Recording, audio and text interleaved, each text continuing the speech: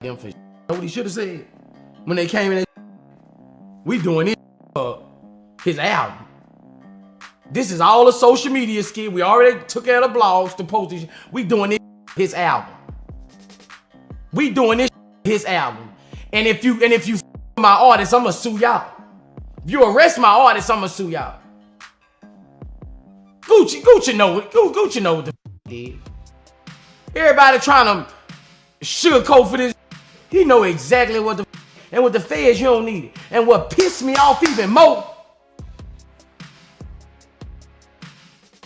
What pissed me off even more, he made a video saying, ain't none of y'all got more money than me. Back to the money over principles and morals. And then people talking about he's a businessman now. Woo-doo. He has this now, he has that now. A couple months ago, making videos about snitches and all this woo-doo. Like, we can't let these jump in the bushes. Boosie might have just slipped up big time and exposed himself as a snitch, all while going off on Gucci Mane and laying out his own rules for what makes someone a rat. In this intense new interview, Boosie didn't hold back at all, coming straight for Gucci with some heavy accusations that instantly got people talking. He even went as far as saying Gucci Mane needs to stop rapping, making it clear he's not feeling him anymore. Boosie doubled down and said, Gucci know who Gucci know what they did. Everybody trying to sugarcoat for this. He know exactly what the feds you don't need, and what pissed me off even more. The way he said it had people raising eyebrows, wondering if Boosie just revealed more than he meant to while trying to call someone else out. Boosie kept going, and you could hear the frustration rising when he said, what pissed me off even more, he made a video saying he has this now, he has that now. He was clearly irritated, pointing out how things weren't adding up in his eyes and suggesting Gucci was showing off in a way that didn't sit right with him. Then he brought up past behavior, saying, a couple months ago making video about snitches and all this who. Like, we can't let these. That line had people paying close attention because Boosie was calling out what he saw as straight up contradictions, making it sound like the message kept changing depending on the moment. He didn't stop there either, adding, did they say, oh word, you was robbed? Okay, where?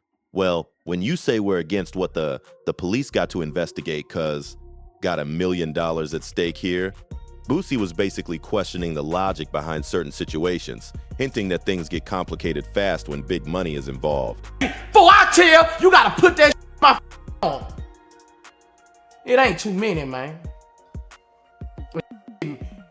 But Guwap, he shouldn't. You supposed to tell him, oh man, we doing this to get his album finna come out. You know, all that then you go get back and put it. That's what you go do. Now you can't fight no contract because it's in the graveyard. If you like that, you don't send no 24, 25-year-old to life in prison if they convict him. Because 40 to 50 is an L, man. Where your heart at, man? You was young as a. If you gonna play it right, man. You know, Shiesty wasn't thinking. You know what Shiesty thinking? This Gucci, man, that ain't finna tell on me and up his reputation, and he gonna get it back in blood. Talking about money, man. Hey, where your principles and your morals at? Then you make a old, you testified on the song. That up even more. You ain't even gotta go to court for nothing. You do not have to go to court. You just gave your whole testimony on a song, man. Who do you got wrong, you, man? Gucci Mane just gotta go up there and say, I'm a citizen. I'm ratting. Already, he might as well get on the stand, man. Because you done got on the stand with that song, man. When you pointed to them and identified them in that paperwork. And then he switched gears to the business side, saying, just released one of the biggest artists right under you guys. I just released him. He's now independent. What would he have taught Atlantic? Let's say, what would he have taught Atlantic? What? But he ain't recoup. Yeah, he's still old. That part stirred up even more debate as Boosie seemed to challenge how deals and success are being handled behind the scenes. Boosie kept that same energy and started questioning everything, saying, "And you wonder why I'm respected? How many rappers you know right now go sit on death row?" He was clearly trying to separate himself from others, making it sound like he stood on a different level when it came to real-life consequences and loyalty. Then he pushed even harder, adding, "All that then you go get back and put it. That what you go do now, you can't fight no contract of the great y'all." That line came off like he was calling out moves behind the scenes, suggesting some people talk big but move differently when pressure hits. He didn't hold back either when he said, "This coaching man, you know, tell on me and his reputation and he gonna get it back in blood." That statement had a lot of weight to it, as Boosie hinted at reputation, consequences, and how actions can come back around in serious ways. And then he wrapped that part up with, "Where your principles and your morals there, then you make a hope you testified on the song Gucci Man. Just gotta go up there and say I'm a citizen. I'm ready already reminds me, get on the stand, cause you didn't got on the stand with that song." That final jab had people stunned, with Boosie basically accusing Gucci of crossing lines and not living by the same code he raps about. Brother and money. Yeah. How did y'all, he took money out of your account or what was the? It's bank fraud. Yeah, he frauded some money out of my bank, Same mama, same daddy, Yeah. This is where things start looking real hypocritical, and people are calling it out loud.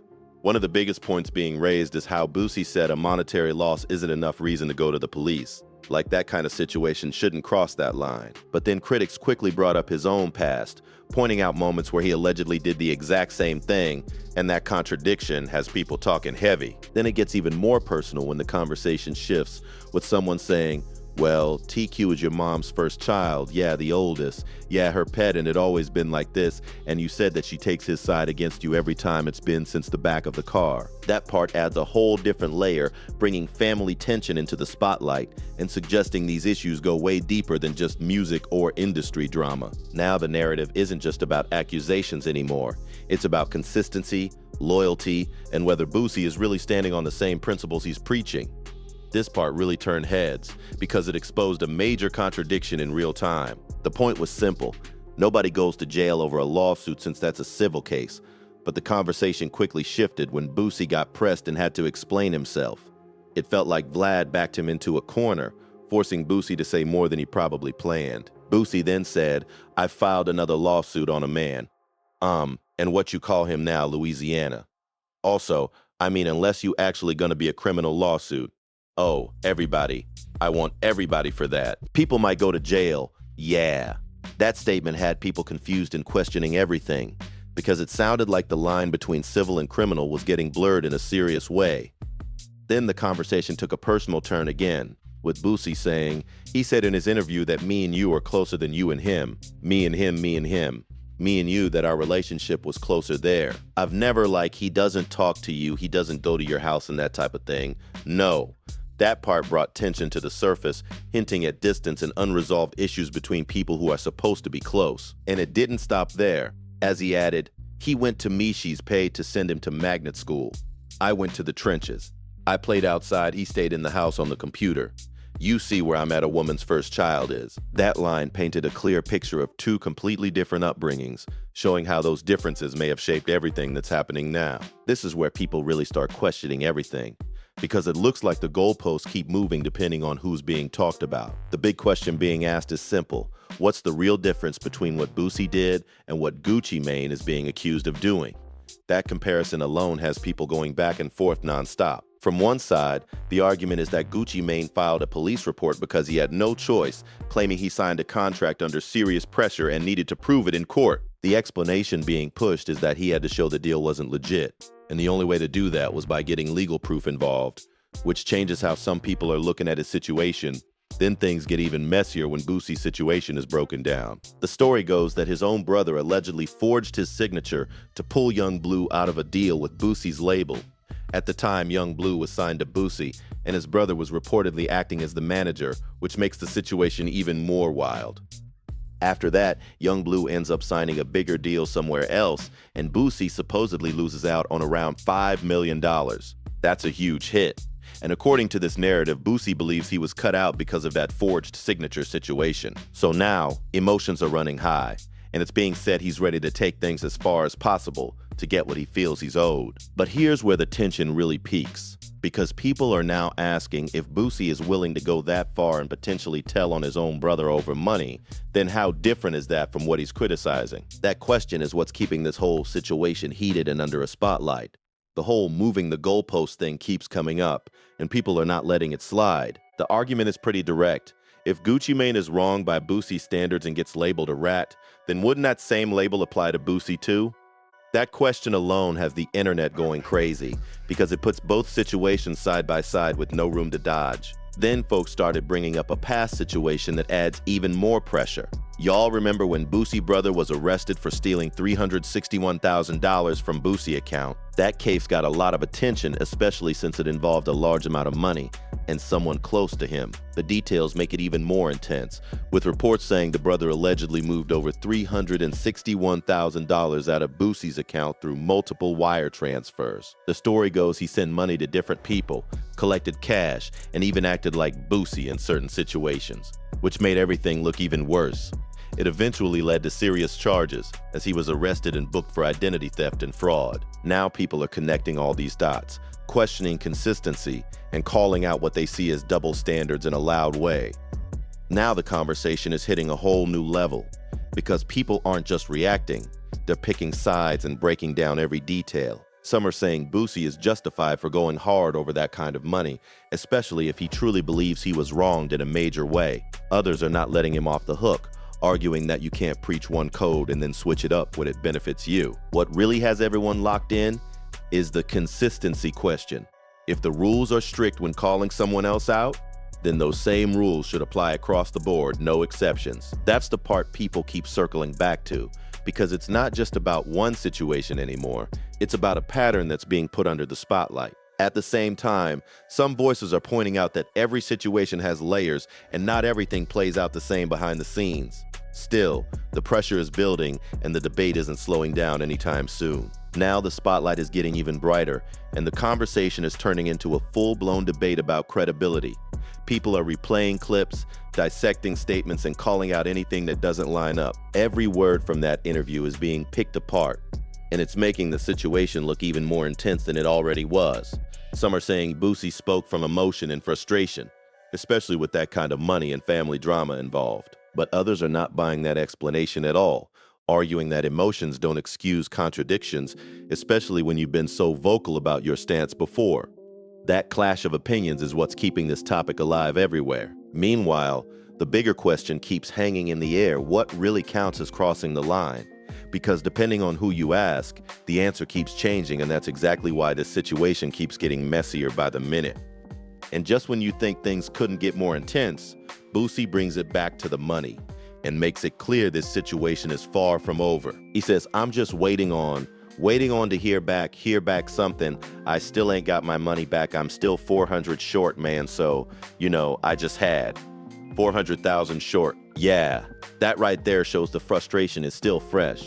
And for him, this isn't just talk, it's unfinished business. When asked if they've crossed paths since everything went down, he keeps it real, saying, "Have you ever seen him face to face since then? Nah, I ain't seen him since then, bro, I ain't seen him since then. I ain't seen him since." That silence between them says a lot, and it just adds more tension to an already messy situation. Then it closes out with, in his Russell Brand and Piers Morgan video, "I'm out of here, folks." And just like that, the conversation ends, but the questions are still wide open and people are still debating heavy. If you want more breakdowns like this and all the latest drama, make sure you subscribe to Fame Czar so you don't miss what's coming next.